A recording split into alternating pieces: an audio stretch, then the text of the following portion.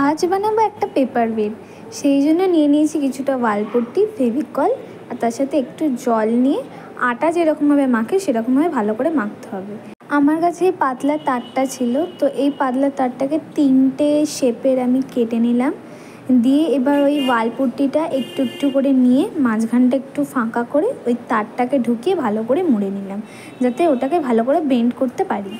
তো এরকমভাবেই পুরো প্রসেসটা করলাম। করার পর 3টেকে ত্রিকোণ আকারে রাখলাম। এরপর তৈরি করলাম মাশরুমের মাথাটা, আর মাশরুমের নিচের অংশটা তো তোমাদের আগেই দেখিয়েছি, ওগুলোকে লাগালাম। তো এইটা যেহেতু ওয়ালপুট্টি দিয়ে করছি আর এটার সাথে সাথে যেহেতু শুকাবে না, মোল্ডেড ক্লেতে যত তাড়াতাড়ি শুকিয়ে যায়, সেই জন্য 3টে সাপোর্ট দিয়েছি যাতে ওইটা ঠিকভাবে দাঁড়াতে পারে। এরপর সারা রাত রেখে দিয়েছিলাম, আর সকালবেলা দেখলাম এটা ভালোভাবেই শক্ত হয়ে গেছে। তো এইটাতে আগে জেসোর একটা কোট অ্যাপ্লাই করে তারপরে ফেব্রিক দিয়ে রেড কালার করলাম। রেডের পর ব্রাউন করে নিলাম নিচের অংশটা, তারপরে নিচের দিকটা গ্রিন করলাম, কারণ গ্রিন ফার্স্টে ভেবেছিলাম যে অন্য কিছু দেবো, তো তারপরে গ্রিন করলাম। আর পেপার কেটে ছোটো ছোটো ঘাস বানিয়ে সেটাকে আঠা দিয়ে ওখানে লাগিয়ে দিলাম।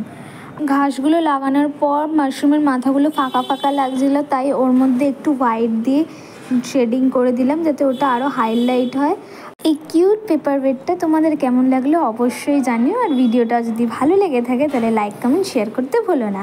দেখা হবে আবার অন্য কোনো ভিডিওতে।